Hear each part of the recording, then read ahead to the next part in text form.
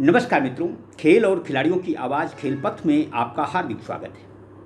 मित्रों, हमारी हुकूमतें, हमारे राजनेता बेटियों की अस्मिता को लेकर काफ़ी फिक्रमंद हैं। राज्य और केंद्र सरकार बेटियों को पढ़ाओ, आगे बढ़ाओ के नाम पर अरबों रुपया पानी की तरह बहा रही हैं, लेकिन ज़मीनी स्तर पर यदि देखें तो क्या बेटियों को वह सारी सुविधाएं मिल रही हैं जिनका गुणगान हमारी हुकूमतें करती हैं। हम आपको बता दें कि केंद्रीय खेल मंत्रालय के सौजन्य से Shyama indoor sports complex Vadodara Gujarat में खेलो इंडिया महिला ताइक्वांडो लीग फेज 1 का आयोजन 29 अगस्त से 1 सितंबर के बीच किया जा रहा है। इस प्रतियोगिता में 16 राज्यों की बेटियां अपना कौशल दिखाने को तैयार हैं।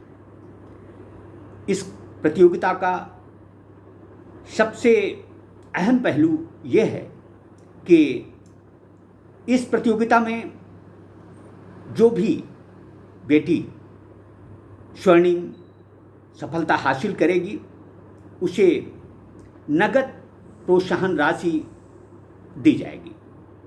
रजत पदक और कांस्य पदक विजेता बेटियों को भी नगद प्रोत्साहन राशि प्रदान करने का प्रावधान किया गया है।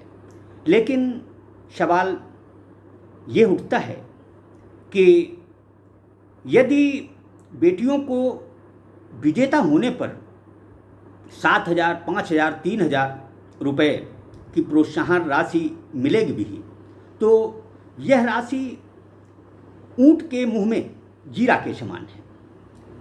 इसलिए क्योंकि आयोजक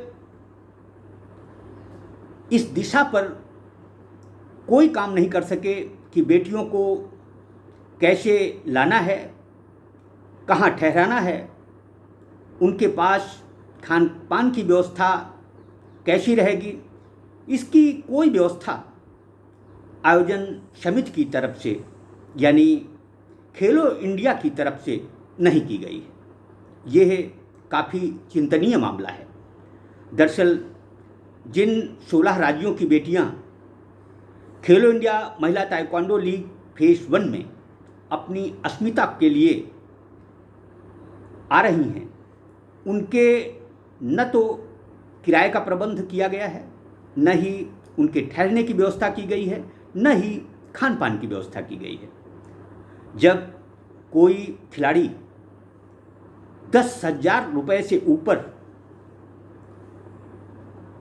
किराया, रहने की व्यवस्था तथा खान पान में खर्च कर देगी, यदि वह प्रतियोगिता में मेडल जीतती भी है तो उसे राशि इतनी कम मिल रही है कि वह घाटे का सौदा है। दरअसल केंद्रीय खेल मंत्रालय ने खेलो इंडिया के लिए प्रतिवर्ष भारी भरकम बजट का प्रावधान करते हैं। ऐसे में बेटियों को किसी तरह की सुविधा न देना हास्यास्पद नहीं तो और क्या है। यदि केंद्रीय खेल मंत्रालय, राज्य सरकारें वाकई में बेटियों की अस्मिता की फिक्रमंद हैं तो ऐसी प्रतियोगिताओं में बेटियों के आने जाने, रहने और खाने की व्यवस्था यदि निःशुल्क नहीं की जाती तो ऐसे में इस तरह की प्रतियोगिताओं के कोई मायने नहीं रह जाते। हास्यास्पद बात तो यह भी कि यह प्रतियोगिता प्रधानमंत्री नरेंद्र मोदी के गृह राज्य में हो रही है और इसी राज्य के खेल एवं युवा कल्याण मंत्री मनसुख मांडविया भी हैं। जो यह प्रतियोगिता हो रही है, इस प्रतियोगिता में यदि आयोजकों की तरफ से प्रत्येक खिलाड़ी बेटी को रहने खाने तथा आने जाने की सुविधा निःशुल्क मुहैया करा दी जाती तो इस प्रतियोगिता को न केवल 4 चांद लग जाते, बल्कि यह प्रतियोगिता एक नज़ीर बन जाती। दरअसल जब हम बेटियों को आगे बढ़ाने की बातें करते हैं तो उस समय हमें उनकी आर्थिक स्थिति को सुधारने की तरफ भी ध्यान देना जरूरी है। देखा जाए तो भारतीय बेटियां हर क्षेत्र की तरह खेल के क्षेत्र में भी मादरे वतन का मान बढ़ा रही हैं, लेकिन उन बेटियों को ही हमारी हुकूमतें पैसा देती हैं जो कि अंतर्राष्ट्रीय खेल मंचों पर दमखम दिखाती हैं। दरअसल किसी प्रतियोगिता की शुरुआत जिला, राज्य और उसके बाद राष्ट्रीय स्तर पर होती है। यदि सरकार द्वारा किसी प्रतियोगिता का आयोजन किया जाता है या सरकार किसी प्रतियोगिता में शामिल रहती है तो उसे खिलाड़ियों के आने जाने, रहने, खाने पीने की व्यवस्था निःशुल्क होना समयानुकूल होगा। अब देखना यह है कि जिस अस्मिता के लिए खेलो इंडिया महिला ताइक्वांडो लीग फेज 1 हो रही है, उसका बेटियों को कितना लाभ मिलता है। यदि बेटियां अपनी अंटी से ही सारा पैसा खर्च करेंगी तो फिर उनको आगे बढ़ाने के क्या मायने रह जाते हैं। अब सवाल ये उठता है कि क्या सरकार के पास 16 राज्यों की बेटियों को रहने, खाने पीने, आने जाने की व्यवस्था करने की स्थिति में भी गुजरात नहीं है।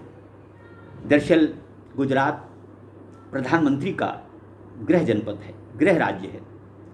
इस राज्य में यदि राष्ट्रीय स्तर की कोई प्रतियोगिता कराई जाती है तो कम से कम बेटियों को हर चीज़ निःशुल्क मुहैया कराया जाना बहुत ज़रूरी है। एक तरफ हमारे देश के प्रधानमंत्री ओलंपिक खेलों के आयोजन की दंभ भर रहे हैं तो दूसरी तरफ अपने ही देश में बेटियों को निःशुल्क खेलने की सुविधाएं न मिलना वाकई सोचनीय पहलू है। अब क्या बड़ोदरा में होने जा रही खेलो इंडिया महिला ताइक्वांडो लीग फेज 1 में बेटियों को खाने पीने, रहने और आने जाने की सुविधा सरकार मुहैया कराएगी? ये सबसे बड़ा सवाल है। खेल प्रेमी बेटियां तो यही चाहती हैं कि उन्हें निःशुल्क आने जाने, रहने और खाने पीने की व्यवस्था होनी चाहिए, वरना इस प्रतियोगिता के कोई मायने नहीं रह जाते। जय हिंद, जय भारत।